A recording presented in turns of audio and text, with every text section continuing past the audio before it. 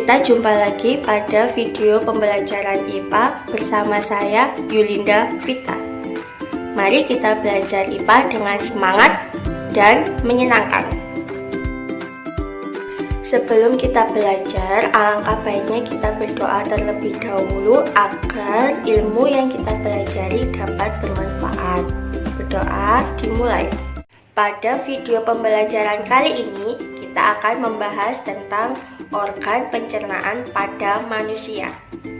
Mungkin kalian sudah pernah mendapatkan materi ini waktu SD. Sekarang kita akan bahas lebih mendalam lagi ya. Pernahkah kalian makan roti tawar? Pasti pernah. Tahukah kalian, saat pertama kali roti tawar masuk ke dalam mulut, tidak ada rasanya. Tapi setelah beberapa menit, roti tawar tersebut akan terasa manis. Mengapa bisa terjadi seperti itu? Ya, karena ternyata di dalam mulut kita terdapat enzim. Enzim tersebut yaitu enzim petialin yang berfungsi untuk mengubah zat amilum menjadi glukosa. Pada materi organ pencernaan manusia, tujuan pembelajarannya diarahkan setelah mengamati video pembelajaran kali ini, siswa dapat menjelaskan proses pencernaan mekanik dengan benar. Yang kedua, siswa dapat menjelaskan proses pencernaan kimia dengan benar. Yang ketiga, siswa dapat menjelaskan organ-organ pencernaan manusia dengan benar.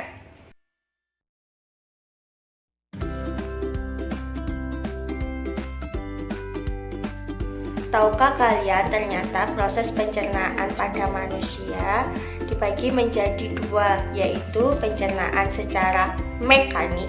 Yang kedua yaitu pencernaan secara kimiawi.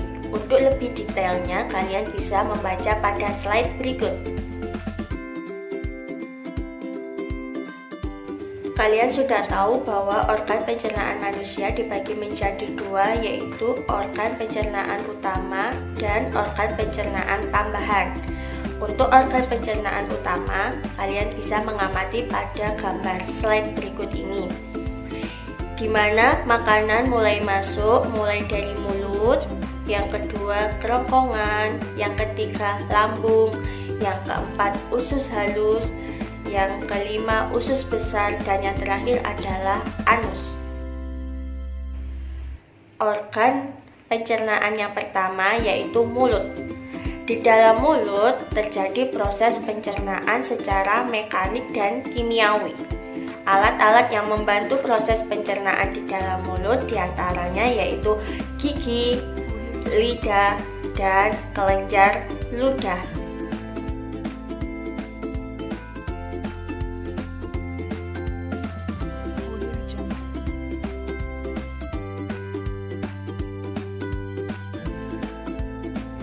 Organ pencernaan selanjutnya yaitu kerongkongan atau esofagus. Kerongkongan berupa saluran sempit yang berbentuk pipa yang fungsinya menghubungkan rongga mulut dengan lambung. Di dalam kerongkongan terjadi gerakan peristaltik yang fungsinya yaitu untuk mendorong makanan menuju ke lambung.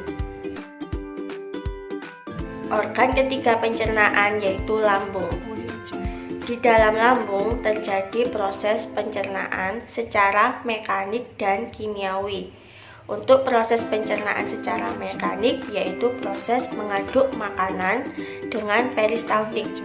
Sedangkan proses pencernaan secara kimiawi pada lambung, ketika makanan di dalam lambung diaduk dengan getah lambung yang mengandung asam lambung, enzim renin, dan enzim pepsin. Pasti kalian mengenal dengan asam lambung. Asam lambung dengan rumus kimia HCl merupakan asam kuat. Asam kuat bila mengenai kulit, maka kulit akan merasa terbakar. Bagaimana bisa asam lambung yang sifatnya kuat tidak melukai dinding lambung? Coba kalian temukan jawabannya. Organ pencernaan lainnya yaitu usus halus.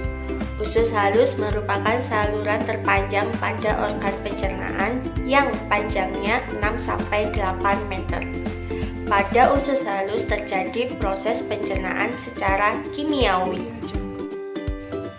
Setelah makanan melewati usus halus, selanjutnya yaitu menuju usus besar. Apa fungsi dari usus besar? Fungsi usus besar yaitu mengatur kadar air pada sisa-sisa makanan. Organ terakhir pada pencernaan manusia yaitu anus. Pada anus terdapat dua otot yaitu otot lurik dan otot polos. Jika kedua otot tersebut bekerja sama, maka dapat mengeluarkan feses dari anus. Makanan dimulai ketika manusia menuju ke ruang makan siang kantor, membuka kotak makan siangnya dan menemukanku di sana. Apalagi yang ada di sini? Roti lapis kalkun, yogurt. Dia sudah menggigit roti lapisnya. Oh, sekarang giliranku.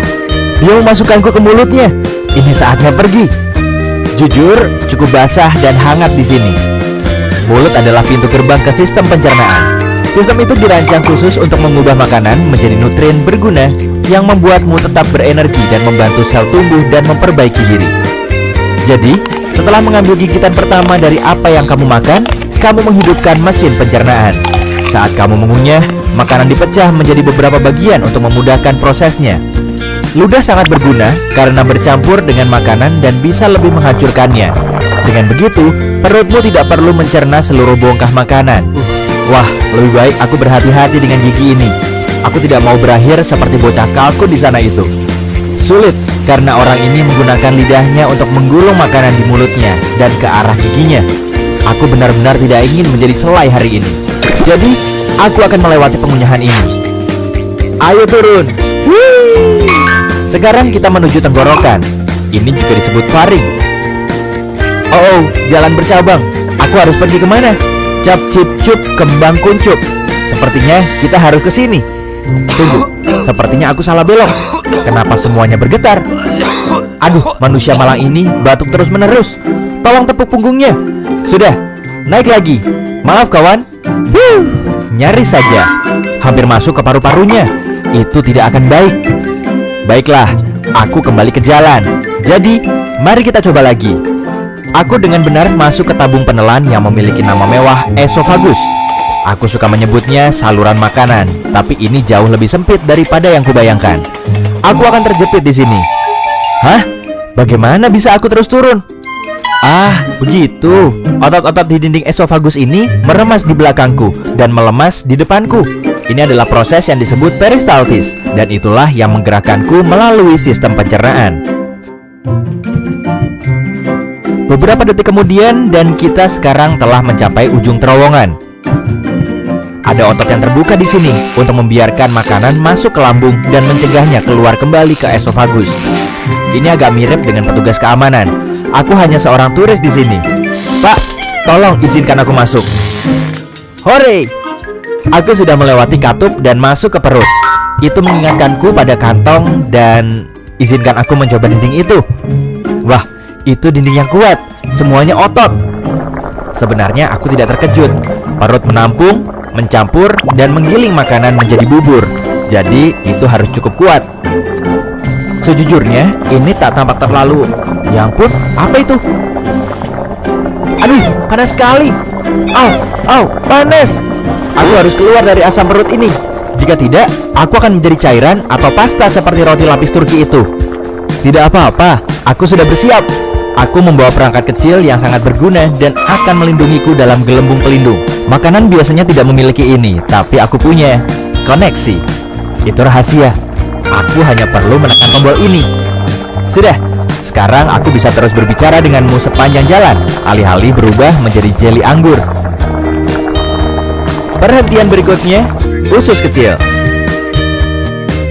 Organ berliku yang panjang melingkar ini terdiri dari 3 bagian. Saat aku bilang panjang, aku serius. Jika kamu merentangkannya, yang tidak kusarankan karena itu perlu digulung. Dan di dalam tubuhmu, kamu akan mendapatkan tabung yang lebih dari 6 meter panjangnya. Yap, itu setinggi jerapah dan semua dimasukkan ke tubuhmu. Harus kuakui, cukup hangat di sini. Hampir seperti resort tropis, tapi di lautan, empedu. Oh iya, aku terlindungi dalam gelembung kecil. Jangan khawatir, empedu sangat penting untuk mencerna lemak dan mengeluarkan semua kotoran dari darah. Jadi, bersyukurlah hatimu menghasilkannya.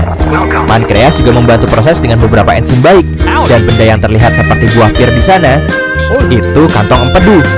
Itu terletak di bawah hati dan menyimpan empedu di dalamnya sampai saat yang tepat datang. Astaga, benda ini benar-benar melingkar ya. Aku agak pusing karena tikungan dan belokan, tapi tak bisa kembali sekarang. Dinding usus yang berkontraksi ini terus mendorongku ke depan. Sepertinya aku sudah berada di bagian akhir dari usus kecil dan terus ke langkah selanjutnya dari perjalananku, usus besar. Juga dikenal sebagai kolon. Itu adalah tabung berotot yang panjangnya 1,5 sampai 2 meter. Tunggu dulu. Shh. Kamu dengar itu? Aku tidak sendirian. Aku dikepung. Mereka mendekat. Itu bakteri. Ada banyak sekali di sini. Oh, apakah orang ini terjangkit penyakit parasit usus atau semacamnya? Tidak. Usus membutuhkan bakteri baik untuk membantu memecah makanan, vitamin, dan nutrien sehingga tubuh bisa menggunakannya. Hai semuanya. Hei, benda kecil apa itu di pintu masuk? Ah, itu pasti usus buntu. Itu tidak terlalu berguna. Selain menampung bakteri yang mungkin perlu dilepaskan ke usus, itu juga punya beberapa jaringan yang berguna untuk sistem kekebalan tubuh. Tapi sebagian besar itu adalah benda kecil yang tidak berguna. Jadi orang masih bisa hidup tanpanya. Hei, jika usus buntu meradang, dokter akan memotongnya. Serius, sepertinya orang ini masih memilikinya. Baguslah. Omong-omong, kita sekarang ada di usus besar dan aku senang. Di sini agak lebih luas. Jika tak memakai gelembung pelindung rahasiaku yang mewah, aku pasti akan berbicara kepadamu sekarang sebagai bubur ampas air kekuningan. Saat kontraksi otot ini mendorongku melalui usus besar, semua air diisap dariku. Bentuk terakhirku, feses. Yap, tinja, kotoran, apapun itu sebutannya, itu terbentuk di usus besar. Masih banyak bakteri di mana-mana. Mereka benar-benar bekerja keras ya. Tak boleh terlalu sedikit atau terlalu banyak. Jika tidak, kamu akan mengalami masalah pencernaan seperti intoleransi makanan. Mereka juga memainkan peran besar dalam kekebalan tubuh. Dan itu sebabnya kamu punya triliunan bakteri di tubuhmu. Terus bekerja dengan baik teman-teman. Aku dalam perjalanan melalui kolon kiri. Ketika terlalu penuh dengan feses, kolon memutuskan untuk membuang semuanya ke rektum karena tidak dapat menahannya sendiri. Biasanya memakan waktu sekitar 36 jam bagi apa yang tersisa dari makananmu. Tidak banyak sekarang, hanya ampas untuk mencapai titik ini. Tapi aku sudah mempercepat perjalanan ini karena ada hal lain yang harus kulakukan. Jadi, mari kita menuju rektum. Meluncur! Rektum adalah ruang lurus yang panjangnya sekitar 20 cm. Ini memiliki sensor khusus seperti ini atau yang ada di sana yang memberitahu saat ada sesuatu yang harus kamu buang. Mereka mengirim sinyal kepada otak saat feses atau gas ingin keluar. Itu saat kita berpikir, oh, harus ke kamar mandi. Jika saatnya tepat, yaitu kamu menemukan toilet dan sfinkter lemas, darah, feses keluar. Sampai jumpa pizza dari sarapan kemarin.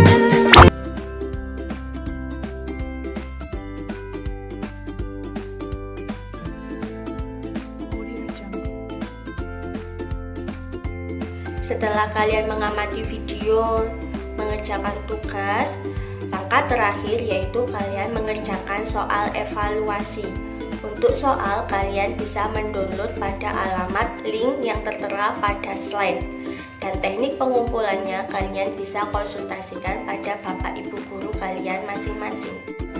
Sekian pembelajaran IPA hari ini. Semoga apa yang kita pelajari menjadikan ilmu yang bermanfaat untuk kita semua.